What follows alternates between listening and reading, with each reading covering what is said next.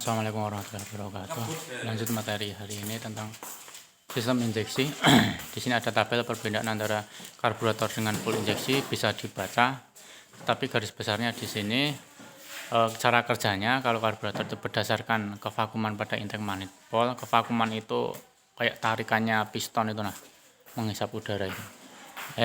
Yang full injection itu berdasarkan data elektronik dari sensor. Jadi informasi-informasi yang diperlukan untuk menginjeksikan bahan bakar itu semua diolah datanya oleh ECU, kemudian menjadi dasar untuk penyemprotan bahan bakar. Di sini ada, mungkin kalian baru kenal AFR. AFR itu apa? AFR itu singkatannya air flow ratio, artinya rasio bahan bakar dengan udara. Nah, AFR itu intinya untuk meningkatkan efisiensi. Jadi semakin baik AFR-nya, maka efisiensinya akan semakin bagus juga.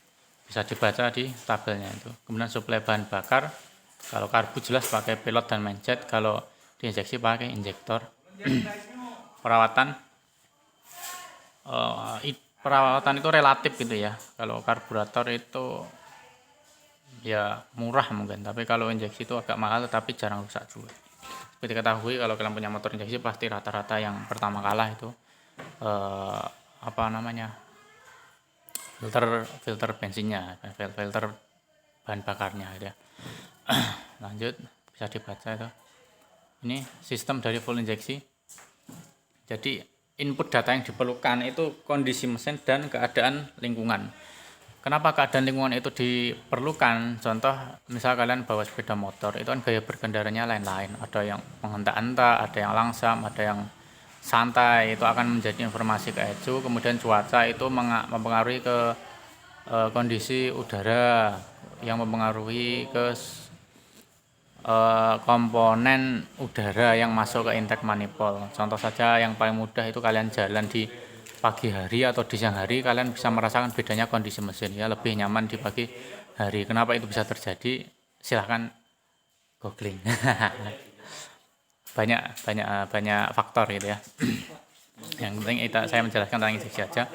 Jadi apa yang mendeteksi itu adalah sensor. Contoh sensor mesin, crank angle sensor, ada CKP, ada CMP, ada banyak ya. Ada throttle position sensor, ada EOT. Kemudian suhu luar itu contohnya di intake air temperature sensor untuk mengetahui suhu udara yang masuk. Kemudian sensor itu membaca data tersebut, mengirimkan data tersebut ke ECU. Kemudian ECU mengolah data untuk menyuruh atau memerintahkan aktuator untuk bertindak gitu ya. Semua itu dilakukan untuk mempertinggi efisiensi bahan bakar. Lanjut, perbandingan campuran udara dan bahan bakar tadi air flow ratio.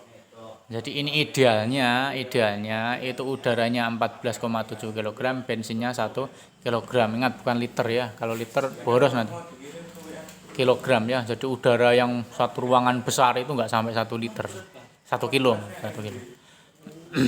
Nih bensinnya 1 kilo, udaranya 14,7 kilogram ya. Nah, tugas pertama kalian mengkonversi ini menjadi gram dengan mililiter. Jadi 1 gram berapa mililiter gitu ya.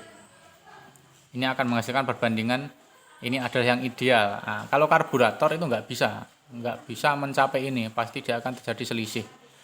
Kalau mesin sudah panas, kondisi udara dingin, kondisi udara panas, itu akan mempengaruhi dari kinerja dari karburator. Tetapi untuk yang injeksi itu hampir bisa mencapai ini ya, walaupun nggak mutlak 14,7 ya. Ini idealnya.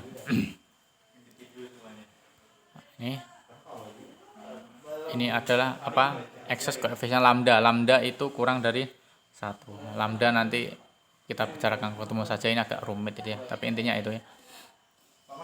Ini L rasionya. Nah, ini ada lambda kurang dari 1, itu artinya campuran kaya. Lambda lebih dari 1 itu artinya campuran miskin. Campuran kaya itu apa? Campuran kaya itu lebih banyak bensinnya, kalau campuran miskin lebih sedikit bensinnya gitu ya. Itu namanya Nah, itu biasanya indikatornya di busi. Kalau businya hirang itu banyak bensinnya. Tetapi kalau kayak bata merah kebakar itu yang itu, maka dia kurang bensin atau campuran miskin itu. Kemudian volume udara dan massa bisa dibaca di sini. Volume udara itu apa, kemudian massa udara itu apa lain ya. Karena volume udara yang satu ruangan itu kalau dimasakan belum tentu 1 kg.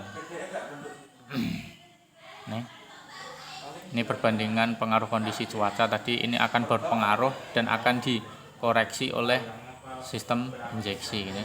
Semakin tinggi tempat dari permukaan laut, tekanan atmosfer akan turun sehingga massa udara juga akan turun. Ini 0 km dia padat artinya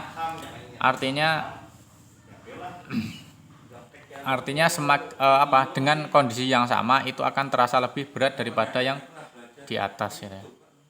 Ini pengaruh kondisi cuaca, temperatur udara semakin naik maka partikel udara akan berpencar, artinya melebar. Semakin dingin dia akan semakin mengkerut ya, semakin rapat. Ini pengaruh kelembapan udara, semakin lembab ini.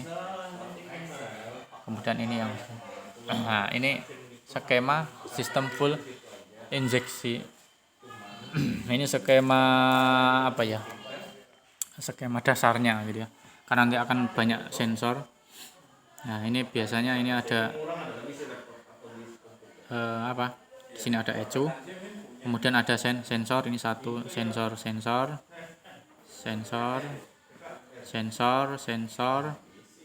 Kemudian ini aktuator ya.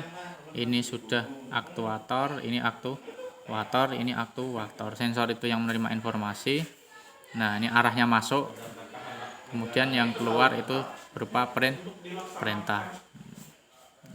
Ya, yang hijau, yang biru ini perintah. Jadi saya kasih contoh saja. Ini ada ini ada sensor udara yang masuk. Sensor udara yang masuk memberitahu bahwa udara yang masuk banyak gitu ya. Memberitahu ke ECU udara yang masuk banyak ECU. Akhirnya ECU memerintahkan injektor untuk menyemprotkan bahan bakar yang banyak juga. Ini sebagai contoh saja ya. Nah, kemudian ini ada lagi water temperature sensor, berarti suhu mesin masih dingin. Nah, jadi dia perlu cepat panas maka memberitahu ke ECU mesin masih dingin ECU. Oke, ECU mengirim perintah ke fast idle untuk membuka. Jadi kalau kalian menyalakan sepeda motor pada waktu pagi hari, dia akan RPM-nya akan tinggi sendiri ya. Jadi yang kalian alami. Cukup materi untuk hari ini. Nanti akan ada tugas. Sekian. Assalamualaikum warahmatullahi wabarakatuh.